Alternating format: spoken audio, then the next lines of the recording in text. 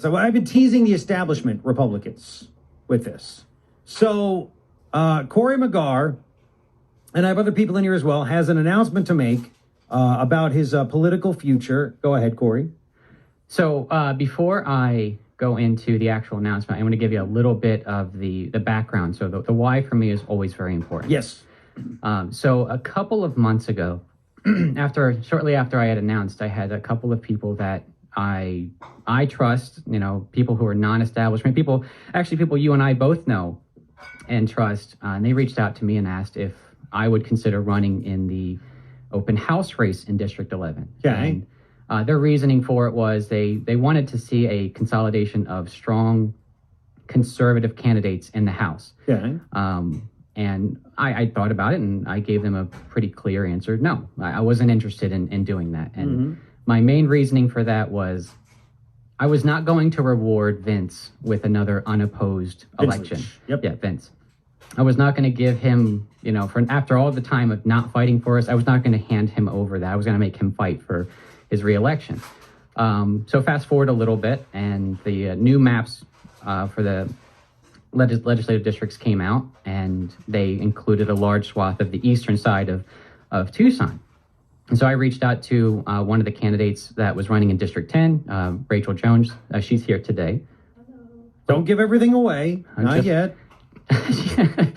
So I reached out to her, and I said, "Have you seen the new maps?" And she said, "Yes." And I said, "Okay, does that include you in that area?" And she said, "Yes."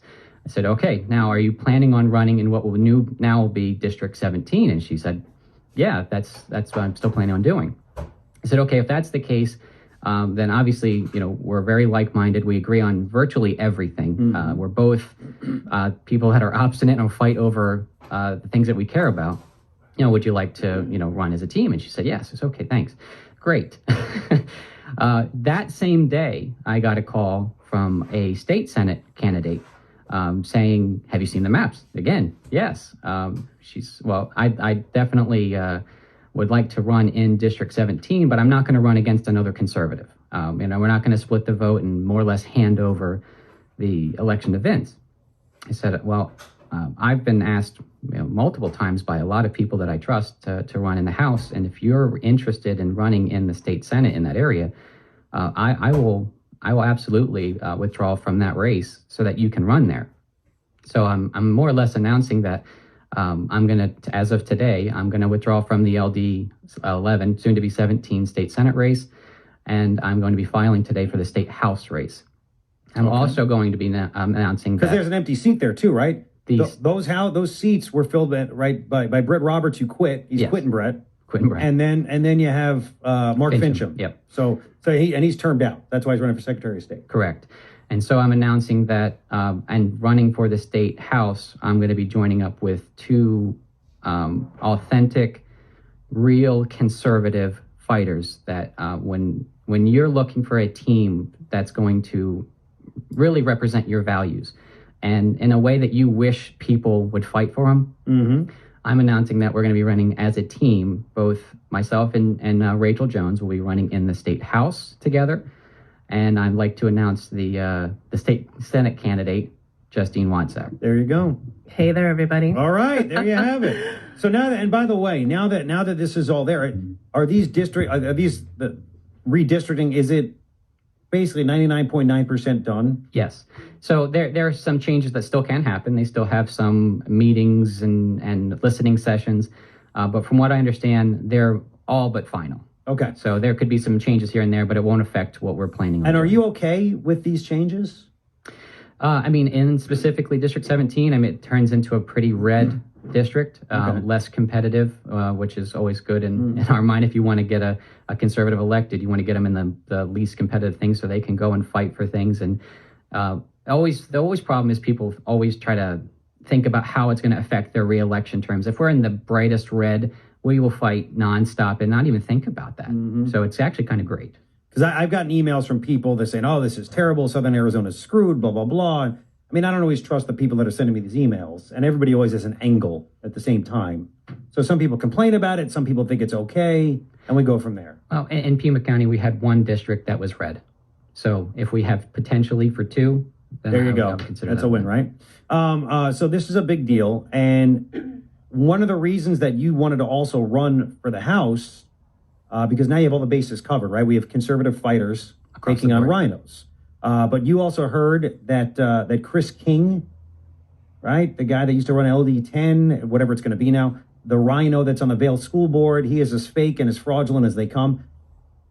The fraud rhinos establishment, we're going to pump him up to take you. Is he going to challenge you in the primary? Is that what you're hearing? I don't know that for sure. I had heard on a whim that someone had mentioned that, but I can't confirm that. Okay. Well, I just want to put that out there just in case.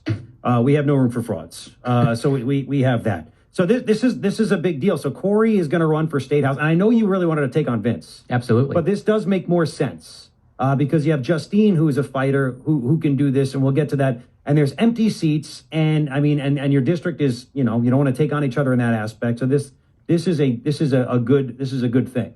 Oh yeah, and when I started this process and I got to meet Justine and Rachel, I always thought to myself, if I could figure out a way to run with them, because I mean they are out there fighting it nonstop. Yep, for medical freedom, for medical for freedom. rights, I mean, you name it. quite frankly, you want to run with the people who are authentic, that you have no problem saying, I know these people are going to fight for you. Mm-hmm. I have no problem ever giving compliments to these ones because it's authentic, it's true. Mm-hmm. These people are in there slugging it out when no one else is there, the press isn't there, they're out there fighting for you. Yep. And I was looking. I mean, is there a way I could run with them? That's a win because they're our type of people. So you guys going to save money too and collaborate and have mailers go out and ads and everything where it's the three of you? Yep.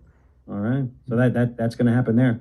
All right. We're going to get to Justine when we get back. We're going to have Corey. We're going to have Rachel. We're going to get to all you guys. We got to take a quick break because you sit back going, well, can Justine actually run in that district? She can, and she'll explain, and we're going to get to all this stuff. And I wonder, I mean, if you guys are hearing, you could say yes or no. Are you guys hearing anything from the establishment? Are they getting nervous? I mean, did they get a whim of this? Maybe they didn't hear about it until now, and now they're like, oh, phone calls and emails are being made and sent and everything. We'll get to it all when we get back. Don't go anywhere. KNST AM 790, Tucson's most stimulating talk. The Morning Ritual with It is Thursday. Grant and Swan location of Fire Truck Brewing Company. Senate candidate Blake Masters will be there from 4 to 5. And then you guys are going to be there pretty much the whole time, right? We're going to talk to Blake, talk to you guys. Oh, yeah. Correct. All right. So again, if you missed it, trying to figure it out, Cory McGarr is going to, because of the redistricting and everything, Cory McGarr is going to run for State House in what's going to be soon to be District 17. Rachel Jones is also going to be running for State House because there's 2 House seats for every district in District 17. And Justine Wadsack, who was going to be State Senate in LD10, it's changed out. You're going to run against Vince in a primary challenge. That is correct. LD17. Right now, Vince is very slowly getting out of his recliner, and he's going to make some calls and tweets that nobody pays attention to. So, real quick, do you live, like, how does this work? Like, legally, you can run for this? It's all good? Yeah, I don't live in LD17. Okay. So the way that this is working is you have your districting, you have the independent redistricting committee that's redrawing a bunch of lines, and then you have the Arizona State Constitution that trumps all of that. So the Arizona State Constitution, Article 4, Part 2, Section 2. Oh, yeah. It says that no person shall be a member of the legislature unless he shall be a citizen of the United States at the time of his election, nor unless he shall be at least 25 years old. I've got that. Yep. And Barely. you're so kind. And shall have been a resident of Arizona for at least 3 years, which I have. And from the county from which he is elected at the time, at least 1 year before the election. So I have lived in Pima County for most of my life, for more than 36, 37 years. So this is not new to me. And with these lines being redrawn, they are disenfranchising the voters. The way that things have been drawn, not one person who voted for me last year would be able to vote for me again. So what this does is it keeps my authentic conservative fight in the game. Okay. I'm able to continue fighting for these people because everybody should know by now, it doesn't matter what LD that I'll be in, I'm going to serve the people of Arizona. Okay. There you have it. All right. So we have that. And if you don't know, Rachel and Justine, we had, how many weeks? Was it a month ago? It was a little over a month ago. I think we had you ladies on, right? Yep. And you guys do the medical freedom rallies. You guys get the information. Rachel, can you update us on anything? Because you're working with Border Patrol, first responders, things like that. What's the latest? Because Bronovich threw in the white towel on Friday and said, I have no idea how the hell to stop this. I'm going to just put it on Ducey's plate. And Ducey is somewhere out to lunch in Europe. We don't know. So we're kind of at a lull in that right now because a lot of the deadlines are here. A lot of these federal employees and contractors, they have submitted their religious accommodations or their medical accommodations, and they're just waiting. A lot of these agencies have stacks of tens of thousands of these accommodations sitting there, and no one has heard anything. So nobody's going to be forced then to go get it. They're waiting to hear back if they were approved or denied. Right. And who knows how long it's going to take. Right. So they're kind of in the driver's seat in that aspect. Yeah. Unless they're told, because could these agencies, I mean, there was a report about Border Patrol could fire over half the Border Patrol agents. I mean, if they do that without giving them an answer if they were approved or denied, and they might just do blanket denial on thousands of them at the last second on January 3rd. I mean, who knows? Yeah, and my husband is a Border Patrol agent. He has an 18-year career that he's putting on the line because he did not want to succumb to this. And that's exactly right. We don't know if they're going to just do a blanket denial. There's a chance they could do a blanket approval because they are used to going through about 400 of these a year, and they literally have tens of thousands sitting there. And someone at one point on a conference call said it could take 5 to 15 years to get through these. So if we can buy time, then we're all for that. Wow. Any reaction, whether it's to Border Patrol and first responders or to, I mean, because Justine then is working with the private businesses, the Raytheon workers, the hospital workers. Any reaction at all to the Fifth Circuit Court of Appeals slapping down, saying, nope, you're not doing this for now, we're putting a halt to it, then reaffirming it? Our businesses aren't letting up, though, are they? Well, actually, we do have a lot of issues. TEP clients are coming to us right and left right now, which is where we're bringing Cory McGarr into this, because Rachel and I are just inundated with her federal employees, me with my medical and, my Raytheon, my government contractors. We're now starting to hear from police officers, firefighters, and, small business owners and TEP. What happens when the lights go out and these guys just walk out? I mean, we've spoken with some people at some of our rallies this last week, because we did the whole American Frontline Doctors rally, where we took 4 days and we were on a different corner each day. We ended at the park on Thursday. It was wonderful. We met so many great people, but there were some of these TEP guys. Am I right, Rachel? Yeah, we had one call the show on Friday, and he said it takes 5 or 6 years to learn how to be a lineman. Yes. There's a good percentage that are going to walk out. He said, if your lights go out, it's not my fault. Yep. I didn't do it. And they said SRP and APS up in the valley, they haven't put the mandate in, but TEP did. They did, yeah. And so that's going to mess with a lot of people. And, we haven't even announced before today that Corry was going to be helping us, and he's getting people coming to him. So it's a strategy to get out and help as many people as we can, because we can route them to people who can help them. And, unfortunately, I just went on to my Facebook, my business or political Facebook page. Something got backed up. I'm seeing a lot of things in like a spam folder.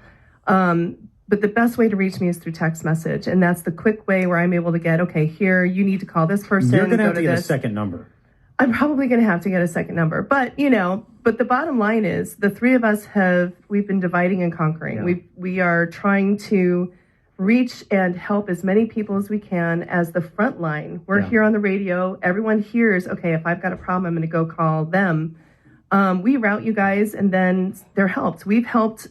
Would you be able to say with safety that we've helped thousands of people save their jobs? There you go. And this is a preview, because you have Cory McGarr, Justine Wadsack, Rachel Jones acting. I mean, you guys are doing the job what lawmakers are supposed to do, standing up for their constituents. We have all of the responsibility for the people in our communities. Yeah, where are the actual lawmakers? But we don't have the Leach? authority to do it on a state legislative level, and that's what we need the people is to give us that authority by voting for us. Well, I'm hoping with all the stuff you guys have done, it's getting you more name recognition and cred. And people have to give, nobody wants to ask for money, but it costs money because you got to get yard signs and advertising. And and everything else that's necessary. So people can talk to you, because we're going to get way more with you. Don't go anywhere. I have to do a quick commercial break. We got Cory too. You guys are going to all be at the beer club this Thursday, right? Beer Club for Men. Yes. Okay. And people, we're going to ask you questions. I'm going to get you, questions to the mic, and people we'll let people ask questions as long as they're good. And listen, I hate when questions are repeated. Then it makes me not want to ever I want you to come back. I'm trying not to be the jerk. You're like, again, I can't do your job. Whatever you do, you do it better than I can. Let me do my thing. But I'm being nice. I'm sharing. As my 4-year-old says, sharing is caring. Exactly right. So don't go anywhere. If Cory McGarr, Justine Wadsack, Rachel Jones, they're all running together now for LD 17. Justine, State Senate, Cory McGarr, and Rachel Jones, they are running for State House. And there's power in numbers. We'll get to it. And right now the establishment's going nuts. Like, oh my God, what the hell is going on here? Don't go anywhere. KNST AM 790, Tucson's most stimulating talk. The Morning Ritual with Garretlewis. So we have the authentic conservatives. That's what you're calling yourself, right? Authentic, it's true. If you're just tuning in, Cory McGarr is now going to run for State House because of all the redistricting that happened. And Rachel Jones are going to be the 2 House members for that particular district. They're running. Anybody else running besides you guys as Republicans that you know of? In 17? Yeah. I mean, there's a host of other candidates that are running in 17, yeah. Republicans? Yeah. I'd never heard of these people. Okay. So we have that. And then I guess the Democrats, but this is what we have. And then we have Justine Wadsack, who is now going to run LD 17 for State Senate against the Chinbra, Vince Leach. And yes. I'm also running in the primary against the abortion doctor still. Oh, she's going to be in it as well? Yes, sir. So she's going to stay in even though it'll be redistricted? So she's also going to take on the Chinbra? She was drawn into 17. I wonder if she'll just drop out at this point. Yeah. To me, 'Cause she's a 17 Republican, makes so. sense because I've been running against Sherilyn Young for the last 6 months. Yep. Can't take that away from me. And Rachel and I, we've been running essentially without announcing that we're running together. We've been running together through a philanthropic helping the people. So yeah, it makes sense that we're 3 together.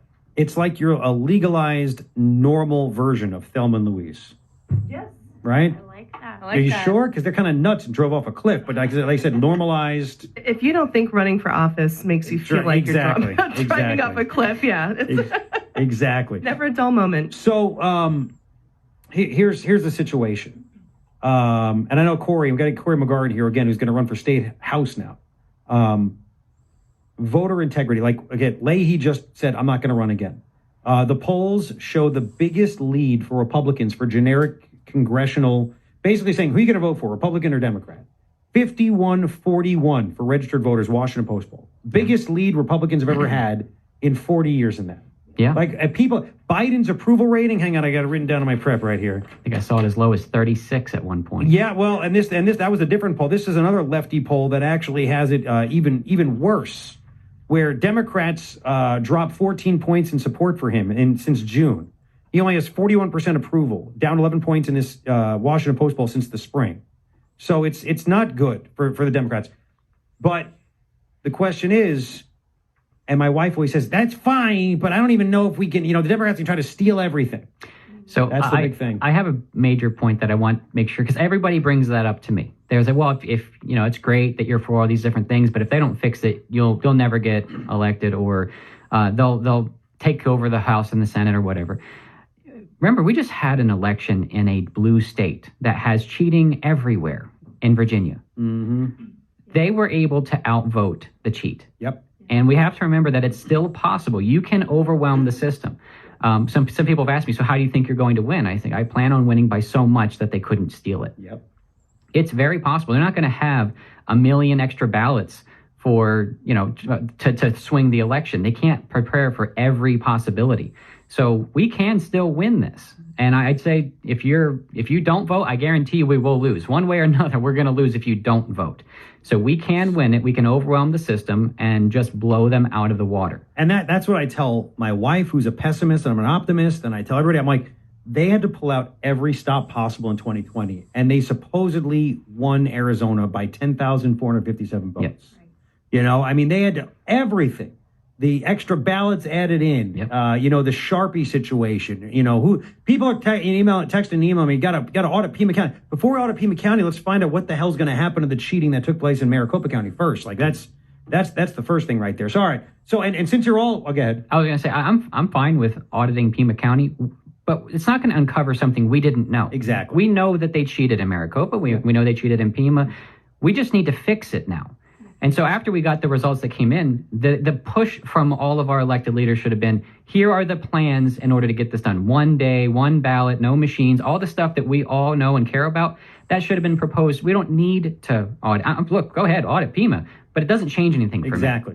So let me ask you, since you're the 3 authentic conservative candidates for LD, what's soon to be LD 17, we can go in a row. We can start with Rachel. I mean, what are your ideas? I mean, because I've heard from people. You know, and I hear the consultant class. You know, you can't just stop mail-in voting because that's going to hurt Republicans, because the Republicans are, you know, a lot of old people vote Republican and they like to just get in there and just mail it in because they don't want to have to be bothered, or there's snowbirds or whatever else, blah, blah, blah.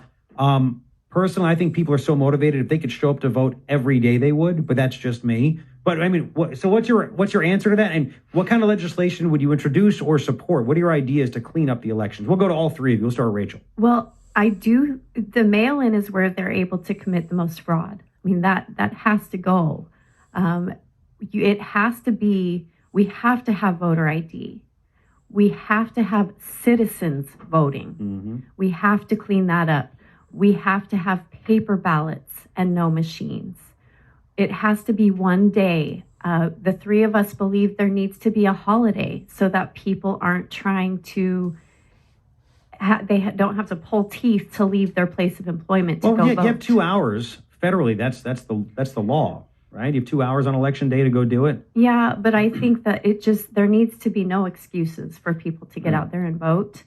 And yes, where are our legislators with this? Where were they? Yeah, well, and here's the, before I get to more of this, I mean, there's power in numbers, right? Yeah. If you 3 get elected, that just grows the Arizona First, America First, MAGA thought process, which is so basic, so common sense. It's just that, like, you guys are not bought off like the others. So you guys keep doing that. I mean, that's kind of what happened at the end when Ducey wanted to get his budget passed, and Chaplik and a bunch of others said, we're not going to pass your budget unless we get the ban on mask mandates in school. Right. And then, of course, the technicality screwed up because nobody in leadership wanted to make it happen. So anyway, your idea. I would, that hum you hear, by the way, is Rachel and I sharing a mic. Yes, that's okay. Sorry. So yeah, I'm dead set against the federal only votes, to be honest with you. I don't like the fact Kelly that Townsend had. Kelly Townsend has been fiercely fighting this, and I don't think people understand that when Obama slipped in the DACA order through an executive order, he slipped in these federal only voting ballots, which allow people from outside of our country. They can be from outside of our state. So what do the Democrats do? They bust these people in to Arizona, and they get their federal only ballot because they don't have to show proof of any kind of citizenship. They don't have to have an address here to show that they're voting in the right precinct or the right whatever. It's incredibly dangerous. And what we were finding is that they were going and being bussed by Democrats from poll to poll to poll and voting multiple times. Now, granted, they're supposed to get a ballot that only has president, Congress, and state and U.S. Senate.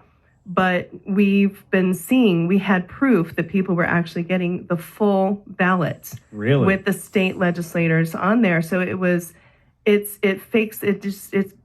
disproportionates the numbers. The numbers are not right. They're fake. So the federal only ballot needs to go away. Can we ban that here in Arizona? That there's no federal only, or is that a federal thing? We can't supersede that. The state legislature can do it. It's just, we need people in there that are willing to fight. Like Vince Leach?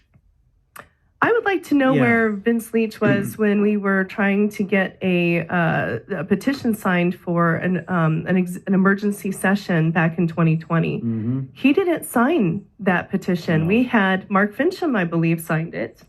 Pretty sure he did, but we had nothing from Vince Leach. And here's Senator Townsend that's trying to get out there and get signatures so that we can get a special session and save our small businesses, save our children that are being forced masked. This was 2020, guys. I think we can pretty much say nothing. Vince Leach he's the number 2 guy in the Senate. Yeah. Right? Mm-hmm. And so he basically does whatever the establishment tells him to do. That's how he's able to weasel his way up there. That's right. You have the number 2 guy in the Senate, never really says anything publicly, never does anything. And then always tells people, I'm fighting in the background. Yeah. He plays it safe, and this is not the time. 2022 Well, but and not even he plays 2024. it safe. He doesn't want to fight. Like, that's what it comes down to. He He is doesn't. what he is. The fact that he hasn't come out and said, let's get rid of masks in schools and all this other stuff. I mean, he told you, Corey, at that LD meeting a year ago, you and a couple of guys at an LD11 meeting, what did he say?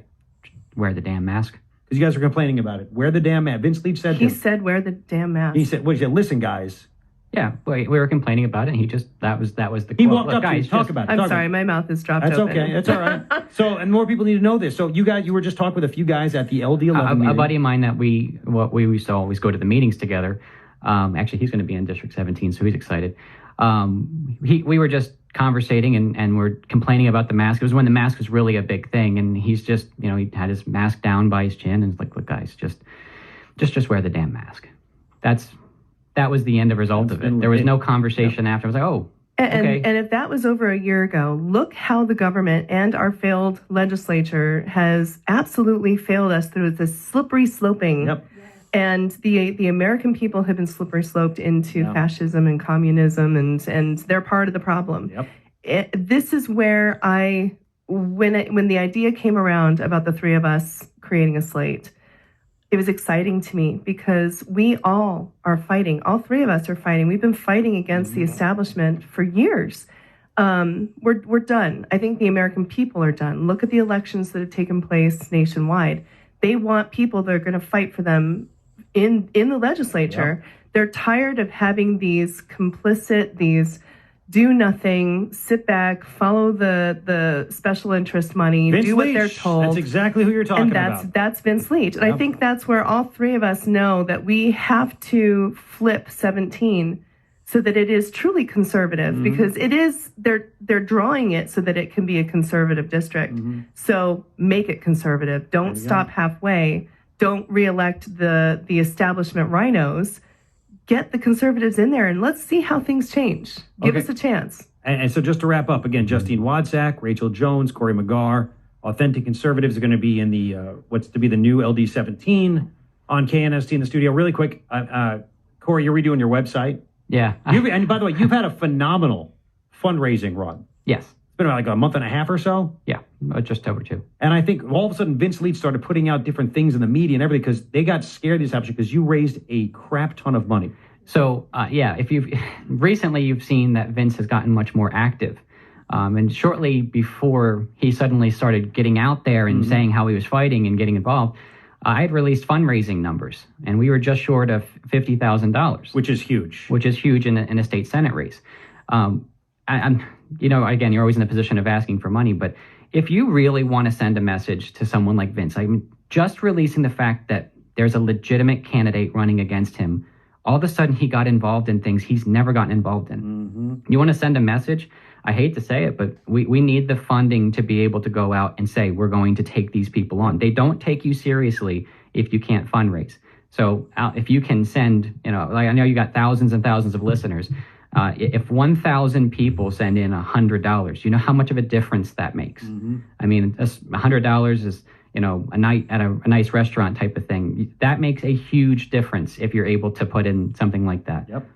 So you have that. So your website needs to be redone, but it's doing that. And you ladies are going to have, really quick, I'm running out of time. You're going to have your websites done so people can donate and stuff like that in the near, pretty quick future, right? Yeah. Okay. There you go. And by the way, you're all coming to the beer club.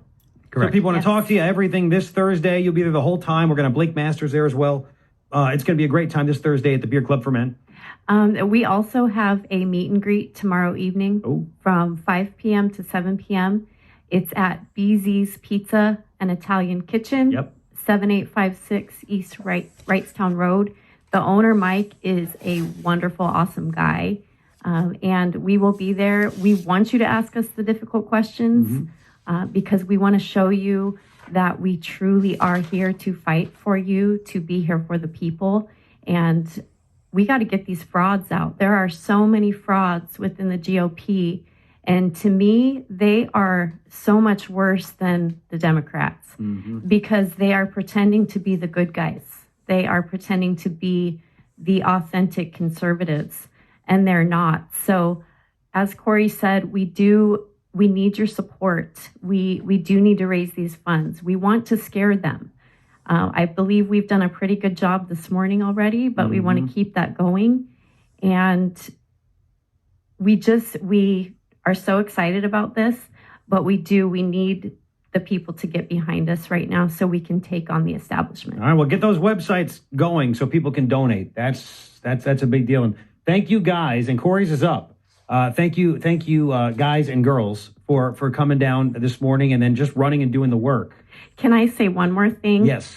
Because we've been talking to all these TEP employees, they are doing a medical freedom rally Monday, November 22nd from noon to 5. I'm going to be there. I believe these two will be there. We're going to keep fighting for your medical freedom. And I think we want that to be the biggest crowd yet. We don't want to wait for them to be, vaccine Where's it going to be?